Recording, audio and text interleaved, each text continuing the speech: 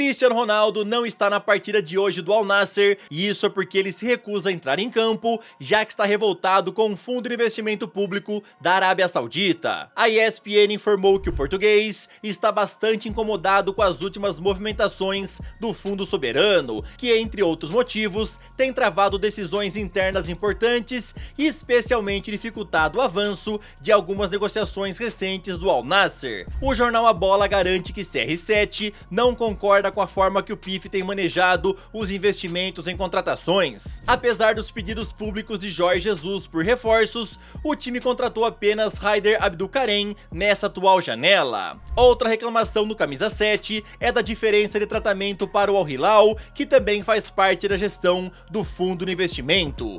O time vizinho de Riad tem se mostrado bem ativo no mercado, com o anúncio recente de Pablo Mari e também Darwin Núñez, além das conversas para trazer Karim Benzema lá do Al Ittihad. Lembrando vocês que alguns dias atrás, o técnico Jorge Jesus em coletiva reclamou aí que o Al Nassr não tem o mesmo poder aquisitivo, o mesmo poder financeiro do Al Hilal, e isso daí incomodou bastante lá o fundo de investimento, tá? O Al Hilal até pediu aí suspensão do técnico português, mas acabou não dando em nada. Agora então o técnico está sendo apoiado pelo CR7, que não está nada feliz com esse fundo de investimento, falando que os caras não estão tratando de forma igual, os clubes aí que eles gerenciam. Então o CR7, por enquanto, se recusou a entrar em campo e tá batendo de frente com o governo lá da Arábia. Vamos ver o que é que vai acontecer, tá bom? Eu sou o Todd, seja muito bem-vindo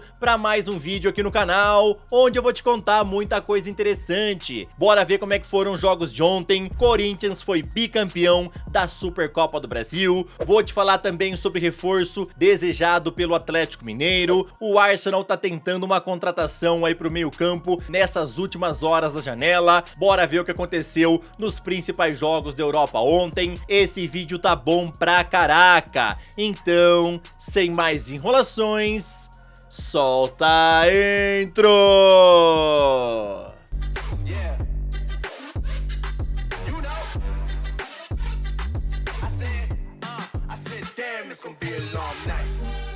O Goiás ontem venceu o clássico contra o Vila Nova por 1 a 0 e assim assumiu a liderança do Goianão, restando apenas uma rodada para o fim da primeira fase. O Ceará atropelou o Horizonte ao vencer por 4 a 0 pelo estadual e assim lidera o grupo D. Pela ida das quartas de final do Catarinense, a Chapecoense venceu por 2 a 1 o Criciúma e assim abre boa vantagem para o jogo de volta. Bahia venceu o Porto por 3 a 1, garantindo vaga antecipada na semifinal e assim se mantém com 100% de aproveitamento no estadual. Vitória meteu 2 a 0 no Barcelona de Ilhéus e assim voltou ao G4 do Baiano. Com gol nos acréscimos, o Cruzeiro venceu o Betim por 1 a 0 e assim ficou em segundo do grupo C. Fluminense venceu o Botafogo por 1 a 0 e assim se classificou para o mata-mata do Carioca. Pelo Campeonato Paulista, Botafogo de Ribeirão Preto venceu o Mistão do Palmeiras por 1 a 0. Também tivemos ontem Supercopa do Brasil, onde o Corinthians venceu o Flamengo por 2 a 0, com gols de Gabriel Paulista e Yuri Alberto. Assim, o Timão foi o grande campeão da Supercopa e levou o prêmio de quase 12 milhões de reais. Quando o jogo ainda estava 1 a 0 para o Corinthians, Paquetá perdeu esse gol na cara e foi bastante criticado nas redes sociais. O Flamengo já tinha ficado pistola com a arbitragem na partida contra o São Paulo e agora nesse jogo contra o Corinthians não foi diferente. O principal lance aí reclamado foi o da expulsão de Carrascal, e isso porque o lance aconteceu no final do primeiro tempo, porém o juiz só avaliou na volta do intervalo e o acabou expulsando. Na coletiva pós-jogo, Felipe Luiz falou o seguinte: "Nunca tinha visto isso na minha vida, não sei se já tinha acontecido em algum outro lugar. Os jogadores ficaram esperando no campo e voltaram para o vestiário como se o lance já tivesse sido revisado. Preparamos todo o plano para jogar 11 contra 11. Depois vi que foi para o VAR e já comecei a pensar numa estratégia de algum recurso para tentar jogar melhor. O time conseguiu ainda ficar com a bola, tentar empurrar o Corinthians para a área o máximo possível. Não quero dar desculpas da derrota, falar nada disso, mas nunca tinha visto." E aí, meus amigos, o que vocês acharam desse lance, no mínimo, diferente, né? O lance da expulsão aconteceu no final do primeiro tempo e o Carrascal só foi expulso na volta do vestiário. Você já tinha visto isso acontecer em algum outro lugar, em alguma outra partida? O que você achou desse lance? Comenta aí, tá bom? O Atlético Mineiro negocia a contratação do zagueiro português Zé Pedro junto ao Cagliari e a ideia é trazê-lo em definitivo. O jornalista Bruno Andrade informou que os valores giram em torno de 3 milhões de euros ou 19 milhões de reais na cotação atual. Pronto para assinar contrato por 3 anos, ou seja, até dezembro de 2028, o Galo depende agora de um entendimento com o clube italiano, com o Porto, que é dono de 50% dos direitos econômicos do jogador. Nesse momento, os portugueses querem uma compensação financeira para aprovar o acordo, e existe uma certa pressa de todos os lados, sobretudo porque o mercado na Itália se fecha hoje, dia 2 de fevereiro.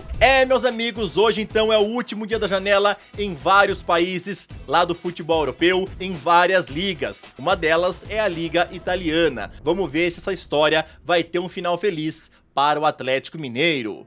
Agora, rapidão, queria te pedir aquela moral, deixa o like no vídeo, se inscreve no canal e também ativa o sininho. Aqui sempre tem vídeos novos pra te deixar muito bem antenado em relação a esse esporte tão maravilhoso e amado por todos nós. Ontem o Manchester City abriu 2-0 em cima do Tottenham, porém no segundo tempo os Spurs empataram com 2 gols de Solanke. E detalhe, se liga nesse golaço ao estilo escorpião que ele marcou. Assim o jogo terminou no empate em 2-2. Manchester United e Fulham fizeram um jogão lá no Old Trafford com direito a 5 gols. No final, os Diabos Vermelhos venceram por 3-2 e assim Michael Carrick segue fazendo um bom trabalho lá, chegando a 3 vitórias consecutivas. Após 24 rodadas, Arsenal lidera com 53 pontos, City tem 47, Aston Villa 46 e Manchester United completa o G4 com 41. Haaland é o artilheiro com 20 gols, seguido por Igor Thiago com 16. Real Madrid começou vencendo ontem com golaço de Vini Júnior, que não marcava na La Liga há 13 jogos, porém depois cedeu empate e tudo indicava que o jogo ia acabar assim. Porém, o juiz deu 9 minutos de acréscimo e aos 98 deu pênalti em Brahim Dias. Mbappé cobrou e marcou o segundo gol dos merengues. Assim o jogo terminou na vitória por 2-1. Após 22 rodadas, Barcelona lidera com 55 pontos, Real Madrid tem 54, Atlético de Madrid 45 e Villarreal 42. Mbappé é o artilheiro com 22 gols, seguido por Muriqui com 14. Pelo campeonato italiano, a Internazionale venceu o Cremonese por 2-0, com gols de Martinez e Zielinski. Juventus goleou o Parma por 4-1, com 2 gols de Bremer, um de McKennie e outro de Jonathan David. Internazionale lidera com 55 pontos, Milan, que joga hoje, tem 47, Napoli tem 46 e Juventus completa o G4 com 45. Lautaro Martinez é o artilheiro com 13 gols, seguido por Douvikas, Pulisic, Ildiz e Nico Paz com 8 gols cada. Lá na França, o Lyon venceu por 1-0 o Lille e o PSG venceu por 2-0 o Estrasburgo. E assim eles lideram a Ligue 1 com 48 pontos. Lens tem 46, Marselha e Lyon completam o G4 com 39. Mason Greenwood é o artilheiro com 13 gols, seguido por Panikelli com 11. Ontem o Sporting venceu por 2-1 Nacional, com gols de Pedro Gonçalves e Luiz Soares.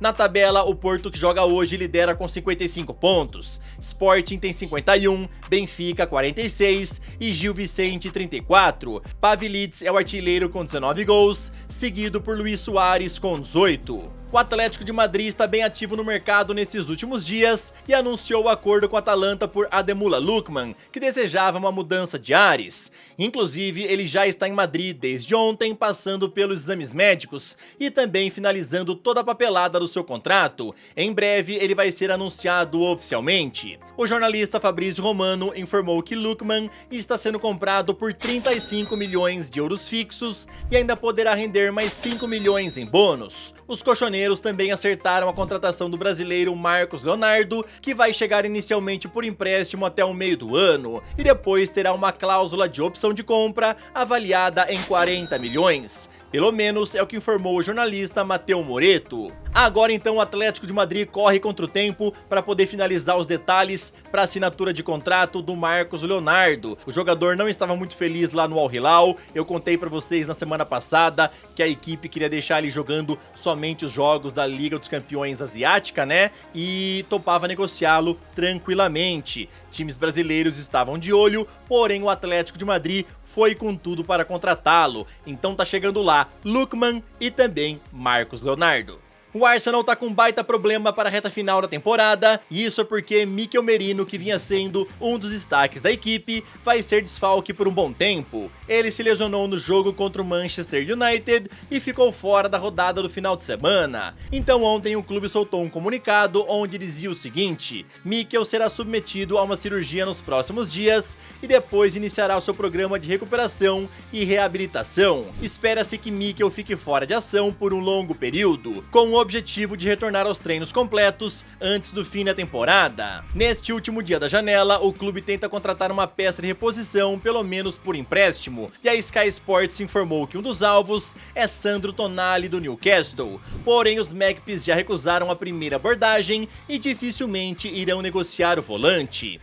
Meus amigos, que problema lá pro meio campo do Arsenal, hein? Bem nesses últimos dias da janela, o Mikel Merino acabou se lesionando e eles estão tentando ver se consegue achar um jogador para contratar, mas como eu falei para vocês, hoje é o último dia da janela, então é uma corrida contra o tempo. Confesso que seria bem interessante ver o Sandro Tonali chegando lá, porém é bem complicado do Newcastle liberá-lo. Outras opções são analisadas no mercado e vamos ver se o Arsenal vai conseguir trazer uma peça de reposição.